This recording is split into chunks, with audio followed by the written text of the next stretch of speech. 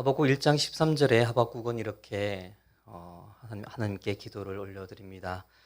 주께서 눈이 정결하시기에 악을 참아 보지 못하시고 패역을 보지 못하시는 분이시거늘 공의의 하나님이시라면 어찌하여 악인이 자기보다 의로운 사람을 삼키는데 잠잠하실 수 있으십니까?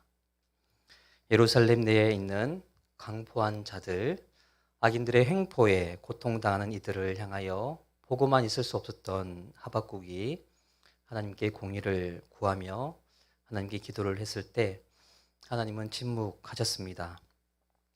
침묵하시는 하나님 앞에 포기하지 않고 하나님 왜 침묵하십니까? 라고 호소했던 하박국에게 하나님은 하나님의 계획을 일러주셨습니다. 바로 하나님은 변방의 신흥국가인 바벨론을 들어서 남유다의 강포악을 다스리시겠다고 말씀하셨습니다. 바벨론을 징계의 도구로 삼아 남유다의 악을 심판하시겠다는 하나님 앞에서 하박국은 이것이 아닌데 라고 탄식을 했습니다. 그는 바로 이어서 하나님께 간구하지요. 하나님 어찌하여 남유다가 악을 저질렀다고 하지만 남유다보다 더 악한 바벨론을 들어서 심판하시겠다고 하십니까? 어찌 선민을 징계하시는데 그 선민보다 더 악한 이들을 사용하시고자 하십니까? 하박국의 질문은 여전히 오늘날에도 유효합니다. 악이 득세하는 현실을 목도하는 이들에게는 여전히 하나님께 묻게 됩니다. 멀리 우크라이나를 침략한 러시아의 탐욕이 더해질수록 러시아를 경제적으로 제재하고자 미국과 유럽연합이 힘을 모았지만 오히려 그 고통이 미국과 유럽연합에게 심해지는 현실 속에서 하나님의 공의는 어디에 있습니까? 라고 묻게 됩니다.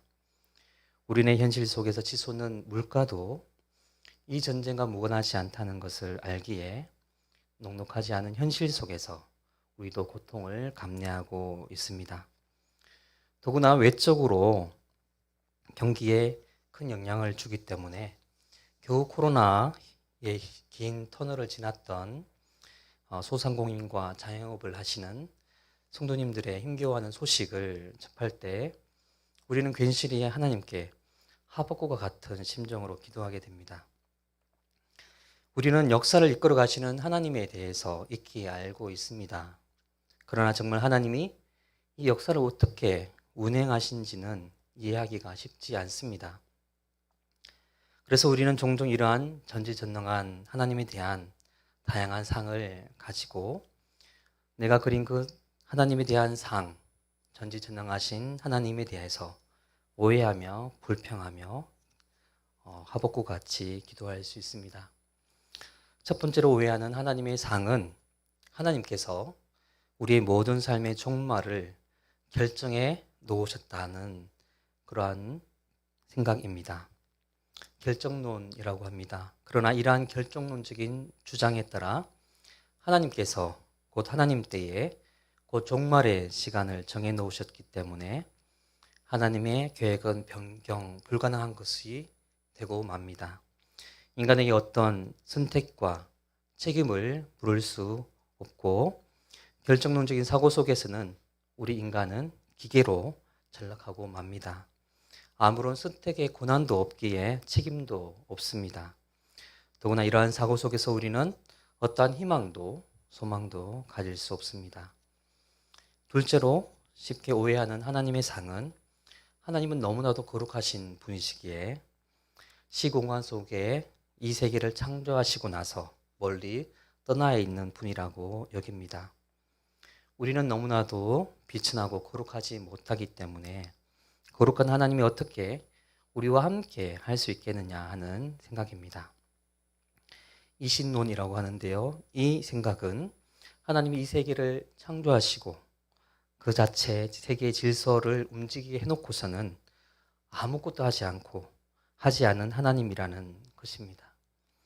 이러한 하나님상은 성경에서 말씀하시는 인격적인 하나님, 우리의 기도에 응답하시는 하나님이 아닙니다.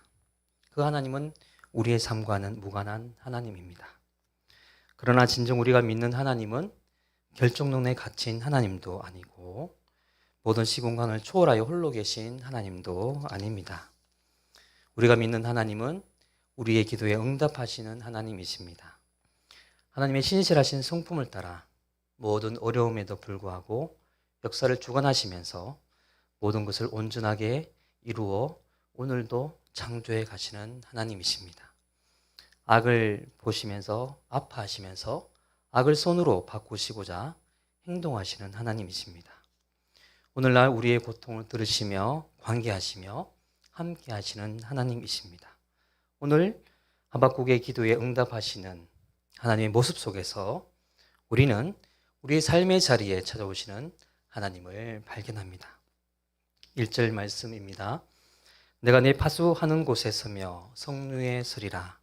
그가 내게 무엇이라 말씀하실런지 기다리고 바라보며 나의 질문에 대하여 어떻게 대답하실런지 보리라 하였더니, 하나님을 향하여 기도하면서 그 기도에 어떻게 응답하실까 기대를 하신 적이 있으십니까?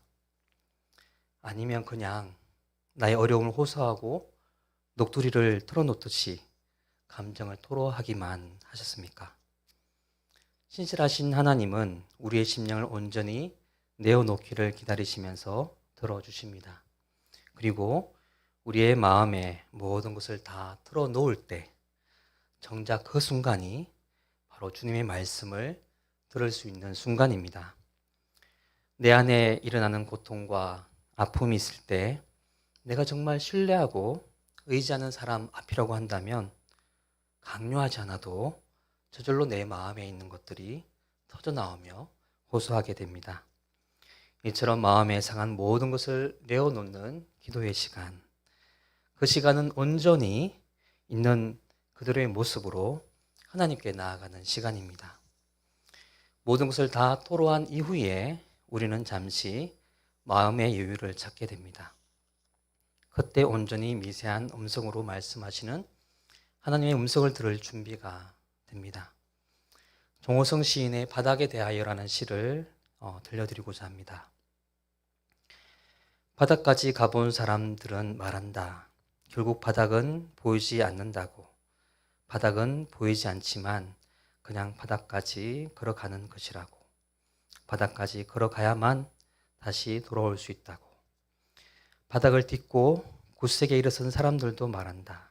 더 이상 바닥에 발을 닿지 않는다고. 발이 닿지 않아도 그냥 바닥을 딛고 일어서는 것이라고. 바닥에 바닥까지 갔다가 돌아온 사람들도 말한다. 더 이상 바닥은 없다고. 바닥은 없기 때문에 있는 것이라고. 보이지 않기 때문에 보이는 것이라고. 그냥 딛고 일어서는 것이라고. 말로 할 수 없는 절망의 바닥에 떨어지면서 아무것도 의지할 곳이 없는 그러한 절망의 상황 속에 살 때 우리는 바닥을 딛고 일어서기를 원합니다. 또는 우리 안에 있는 바닥을 숨기고 보여주고 싶어 하지 않습니다.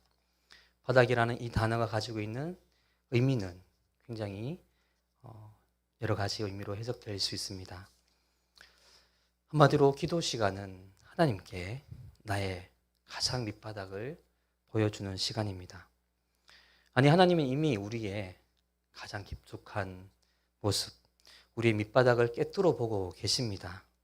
그러나 그 하나님 앞에 우리는 나의 모습을 온전히 드러내지 않고 하나님 앞에 멋진 모습으로 가면을 쓰고 나아갑니다. 그러나 나의 가장 연약하고 부족한, 내가 대면하기 싫어하는 그 바닥의 모습을 하나님께 내어놓을 때 그 바닥은 끊임없이 떨어지는 바닥이 아니라 그곳에서 우리를 품으시는 하나님을 만나게 됩니다.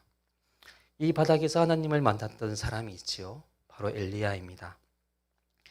엘리야가 이세벨의 추적에 낙담하여 로덴나무에서 하나님께 죽기를 간구했습니다. 하나님은 그에게 힘을 주시면서 까마귀를 보내어 음식을 먹고 힘을 다하였습니다. 그가 까마귀가 주는 음식을 먹고 하나님의 산 호렙산으로 나아갔습니다. 크고 강한 바람이 산을 가르고 바위를 부수나 그곳에 하나님은 계시지 않았습니다. 바람 후에 지진이 있으나 그 지진 가운데도 하나님은 계시지 않았습니다. 그 지진 후에 큰 불이 일어났지만 하나님은 계시지 않았습니다. 오직 불 후에 하나님의 세미한 음성이 엘리야에게 들렸습니다. 그렇습니다. 하나님은 오히려 큰 바람과 큰 지진과 큰 불 가운데 계시지 않고 고요한 침묵 가운데 좌정하십니다. 그 침묵의 자리에서 우리는 오로지 세미한 하나님의 음성을 들을 수 있습니다. 침묵 가운데 우리의 영혼에 말씀하시는 하나님의 음성은 우리의 삶의 본질적 문제를 꿰뚫어 보시는 하나님의 음성입니다. 그 음성은 우리의 귀로 듣는 소리가 아닙니다. 우리의 영혼이 감지하는 하나님의 음성입니다. 너무나도 세미하지만 너무나도 큰 음성입니다. 그 음성은 마치 깊은 마음의 상음과 같이 우리의 영혼을 꿰뚫고 지나갑니다. 그 음성을 듣기까지 기다려 보시지 않겠습니까? 내 마음의 아픔과 고통을 호소하고 토로하고 그것으로 끝나버린 상태로 일어서는 것이 아니라 그 이후에 나를 향한 하나님의 음성을 듣기 위해서 기다려 보시지 않으시겠습니까? 언제 어떻게 하나님이 말씀하실지 모르겠다고요. 하나님께 기다리는 시간, 하나님께서 말씀하시기까지 그 하나님 보좌 앞에 앉아있는 그 시간을 통해서 하나님은 우리의 영혼을 훑고 지나가시는 번개의 순간과 같은 내리꽂히는 영혼의 말씀을 우리에게 들려주실 것입니다. 우리의 영혼을 깨우고 새로운 하나님의 시야로 내 상황을 새롭게 조명하는 하나님의 음성을 들으시는 저와 성도님들 되시길 소원합니다. 하박국이 간절한 마음으로 성루에 서서 파수꾼이 소식을 기다리듯이 하나님의 뜻을 묻고 기다렸습니다. 우리도 하나님의 뜻을 묻는 그 기도의 자리, 간절한 마음이 하나님께 나아갈 때 그 기다리는 간절한 마음에 하나님은 침묵 가운데서 우리의 영혼을 흔들어 깨우는 말씀으로 응답해 주십니다. 하박국에게 보이신 말씀은 무엇인가요? 2장 말씀입니다. 여호와께서 내게 대답하여 이르시되 너는 이 묵시를 기록하여 판에 명백히 새기되 달려가면서도 읽을 수 있게 하라. 묵시란 뜻은 엄밀히 보여주신 것입니다. 이 말씀을 큰 판에 기록하여 모든 사람들이 달려가면서도 읽고 그 뜻을 이해할 수 있도록 하라고 말씀하십니다. 이 묵시의 말씀은 이제 하박국 선지자가 고난받는 모든 일에게 전해 줄 하나님의 말씀입니다. 3절과 4절 말씀이지요. 어쩌면 이 말씀은 하박국에서 중심된 말씀이기도 하면서 구약에서도 가장 중요한 말씀이라고 해도 지나치지 않을 것입니다. 이 말씀을 자세히 살펴보고자 합니다. 3절 상반절 말씀에 이 묵시는 정한 때가 있나니 그 종말이 속히 이르겠고 결코 거짓되지 아니하리라. 악인의 악이 쌓여가는 시간은 의인의 고난을 받는 시간입니다. 하나님의 백성이 고난을 통해서 하나님께로 돌아오기까지, 그래서 하나님의 백성이 간절함으로 하나님을 구하기까지 하나님의 일하시는 손길은 여전히 움직이고 있습니다. 하나님의 때가 있다는 말씀입니다.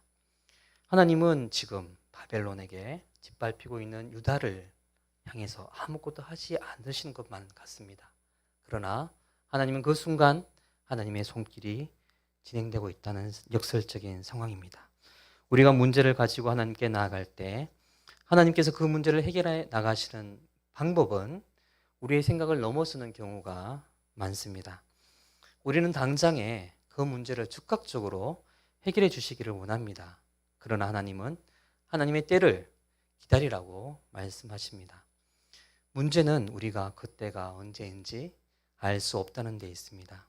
분명히 하나님이 해결하신다고 하시는데 그때가 눈에 잡히지 않고 보이지 않기 때문에 우리의 마음은 초조해지고 조급해지기만 합니다.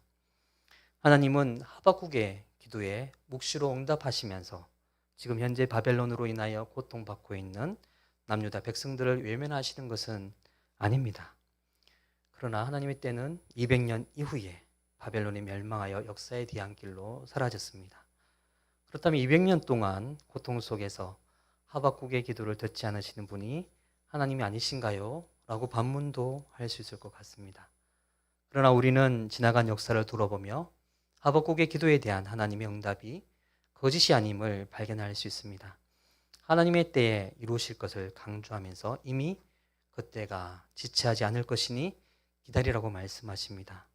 그러나 우리에게는 우리의 문제 앞에서 그 문제가 해결되는 때가 너무나도 멀리 느껴진다는 것이 현실입니다. 3절 하반절 말씀에 비록 더딜지라도 기다리라, 주저되지 않고 반드시 응하리라.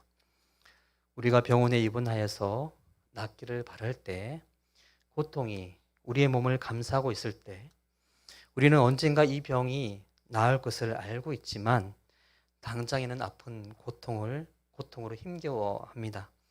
진통제를 먹기도 하면서 기다림의 시간을 가집니다. 그러나 우리는 이미 건강해질 나의 모습을 그려볼 수 있습니다. 이처럼 우리가 비록 아픈 현실 속에서 나의 시간을 미리 내다보며 소망 가운데 오늘의 시간을 지날 수 있는 것과 같이 하나님의 시간, 곧 하나님의 공의가 이루어질 때를 내다보면서 우리는 오늘을 살아갈 수 있습니다. 이것이 바로 하나님의 시간이 마냥 추상적인 것이 아니라 오늘의 삶과 함께 이루어져 가는 시간임을 알 수 있습니다. 비록 오늘의 현재의 고통이 나를 삼킬 것만 같습니다. 그러나 그 고통이 나를 사로잡는 것은 오히려 내가 살아있다는 것을 보여주는 증거입니다. 남포교회 박영선 목사님의 말씀이 유튜브에서 본 적이 있는데 크게 다가왔습니다. 힘들 때 충분히 아파하며 괴로워하십시오. 눈물 날 때 실컷 우십시오. 눈물을 흘린다는 것은 우리가 그 고통을 견뎌내고 이겨내고 있다는 징후입니다. 모든 것을 포기한 이는 울지 않고 허탄한 웃음만 남길 뿐입니다. 그 시간을 견딘다는 것은 우리에게 주어진 필연적인 것으로 다가오지만 그 시간을 통해서 우리는 겸손히 우리의 연약함을 직면하게 되고 또 하나님의 공률하심의 손길을 간구하게 됩니다. 우리의 영혼이 곤고해질수록 하나님과 우리의 거리는 더욱 가까워집니다. 우리의 마음이 겸손해질수록 우리의 영혼이 더욱 순전해지기 때문입니다. 이렇게 온전히 하나님을 바라는 순전한 상태에 있을 때 우리는 우리를 온전히 회복시키고자 하시는 긍휼하신 하나님 앞에 우리를 사랑하시는 하나님을 발견하게 됩니다. 그때 하나님 우리를 가까이 하시면서 우리 안에 하나님의 큰 소망을 불어 넣어 주십니다. 고통 자체는 때때로 우리에게 무의미하게 다가옵니다. 그러나 그 고통을 통해서 우리는 비로소 다른 사람이 겪는 고통의 무게를 이해하게 됩니다. 병원의 수술의 고통을 지나온 이는 수술받는 이의 심정을 이해할 수 있습니다. 이처럼 고통은 나라는 자아를 넘어서 다른 이들의 고통을 함께 아파할 수 있는 공감이라는 선물을 우리에게 내어줍니다. 그러므로 고통의 현실 가운데 있는 지체의 아픔을 함께 아파하는 공동체 안에서 우리는 비로소 하나님의 공의를 발견하게 됩니다. 정말로 이루어질 하나님의 공의의 현실을 오늘의 시간 속에서 공동체에 공감하며 기뻐할 때 함께 기뻐하고 슬퍼할 때 슬퍼하며 아파할 때 함께 아파하는 그 공동체 안에서 하나님의 공의가 이루어지는 것을 발견하며 미리 종말의 앞당에서 선취하는 하나님의 은혜를 발견하게 됩니다. 그 위로의 순간, 그 공감의 자리에서 우리는 고난의 현실을 극복할 수 있는 힘을 얻게 됩니다. 비로소 우리는 하나님의 때를 하나님께서 당기시기도 하시고 미루시기도 할 수 있는 하나님의 자유로우신 분이심을 인정하게 됩니다. 하나님의 주권을 비로소 인정하게 됩니다.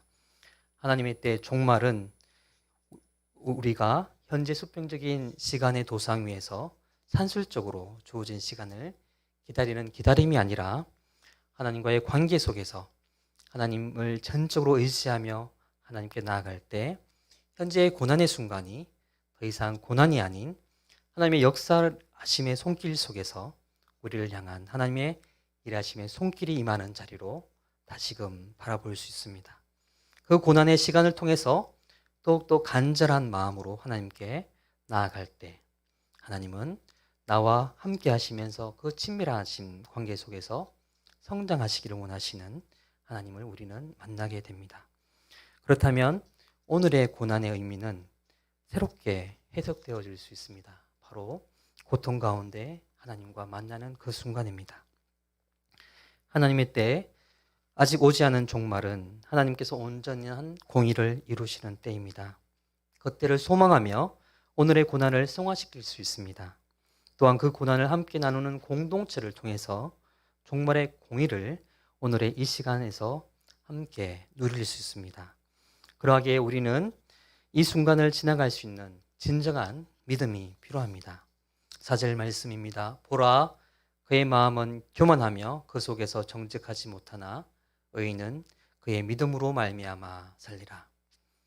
4절 상반절 말씀에 보라, 그의 마음은 교만하며 그 속에서 정직하지 못하나 남유다 내에 있는 자기 민족에게 강포를 하며 착취하는 악인들이나 하나님의 징계의 수단으로 사용된 바벨론이나 모두 공통점은 모두 자신의 힘을 자신의 탐욕을 위하는 최고의 수단으로 삼고 교만하며 정직하지 못한 자들입니다.